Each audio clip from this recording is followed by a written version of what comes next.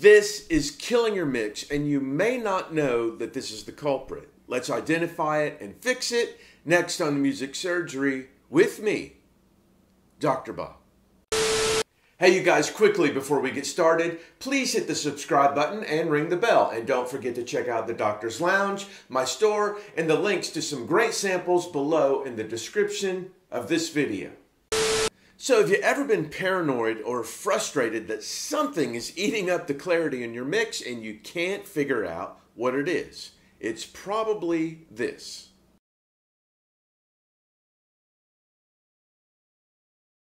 All right, you guys, there's a lot going on here. Let me play you part of this chorus and we'll talk about several different things that are important. Here we go.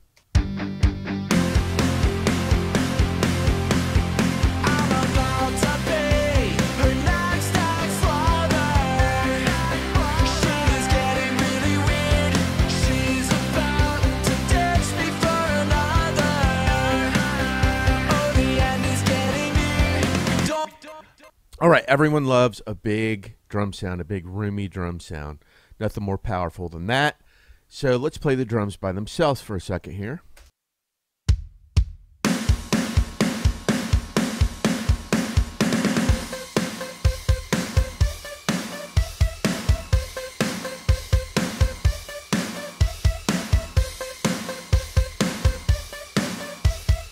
Okay, so now let me bring everything else in again.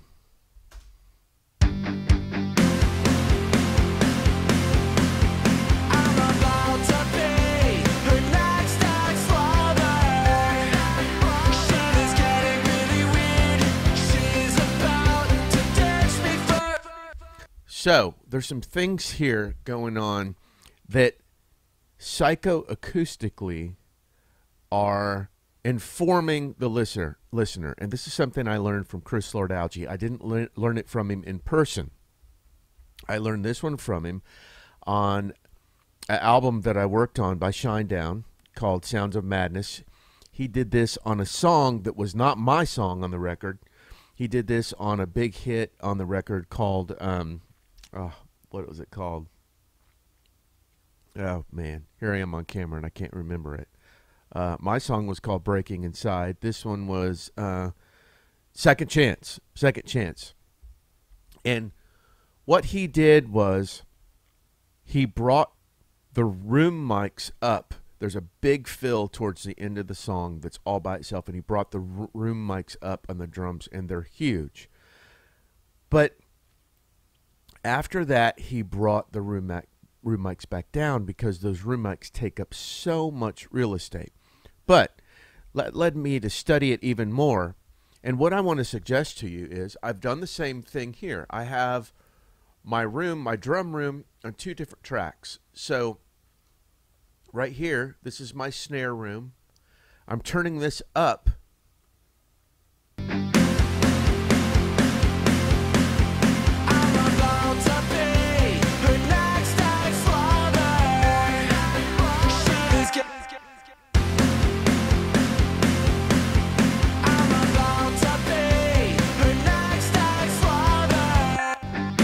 Now, I've exaggerated it there, but I've turned it up on the fill in most of the parts where there's no vocal, and then I brought the drum room down when the singing starts. Here is what that sounds like.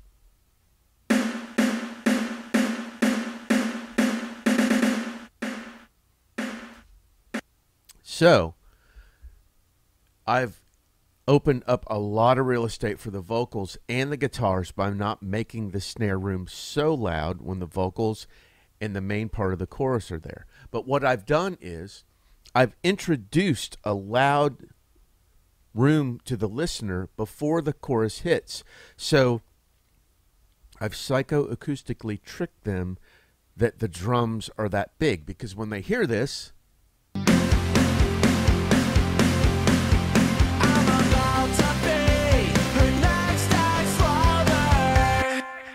they hear that snare drum throughout the whole chorus because it's been introduced to them here, and that's what their brain thinks is happening. But as you can tell, I brought the room way back when the vocals are going on because a room is going to take up so much real estate.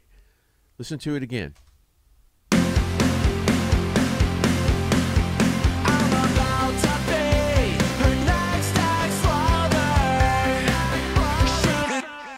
Now, if I would have brought this room up, the level it is where the fills in these spots, and here, you know, here's another place where it's just up for a fill.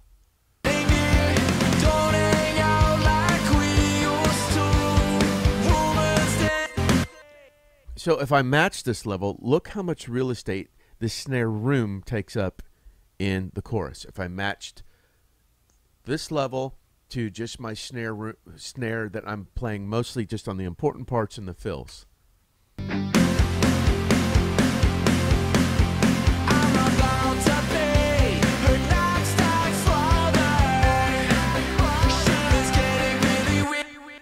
Out of control, it's eating up everything. So if I bring that back down to where it was,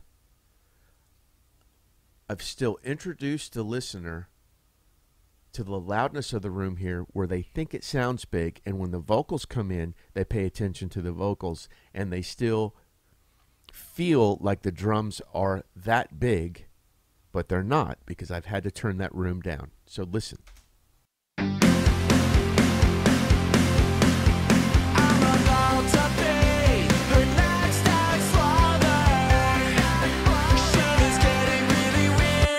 Still a little bit of room. I think if I turn the room all the way off, the snare room, it might be a little too drastic, but let's see.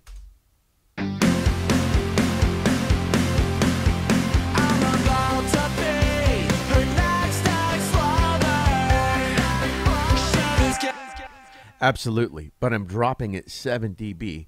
So this gives so much more room for the guitars and the vocals and anything else to be present.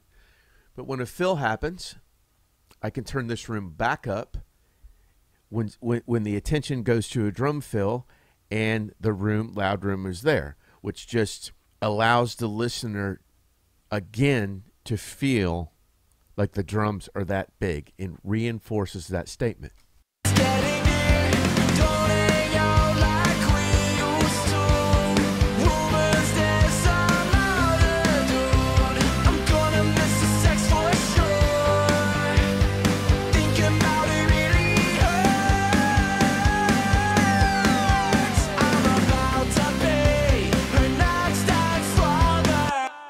So subliminally, we're bringing the drums up at an appropriate time where more attention could be paid to them and they sound bigger. When the attention goes away from the drums psychoacoustically, the listener thinks they're still that big, but they're really paying attention to the singer and the lyrics. So this is a great trick. You can also clear out tons of real estate for guitars and vocals. Now, people will say, well, Led Zeppelin has big drums through the whole song, and they don't do that. Well, Led Zeppelin music was done in a time where tracks were much less dense and a different period where music sounded different. They didn't have as many tracks to deal with to begin with, and they didn't have to deal with so many real estate problems. Those tracks in Led Zeppelin where the drums are that big are very sparse. There might be 1 or 2 guitars going, a bass, and vocals. I mean, some things get a little more dense in their music, but they made arrangement decisions where you could hear that drum room. Modern day rock music, we don't have that luxury as much, so we have to do things to carve out things a little bit differently, and this is a great one. Well, there you go. A simple solution to a very common problem. You'll never hear that big drum room in a dense mix, and it's eating up way too much real estate. Try pushing it up just for the fills, and subliminally, the listener will think the big drum room is there the entire time.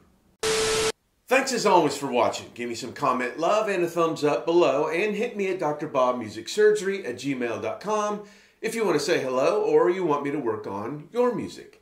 Take care of yourselves and each other, and I'll see you the next time the doctor's in.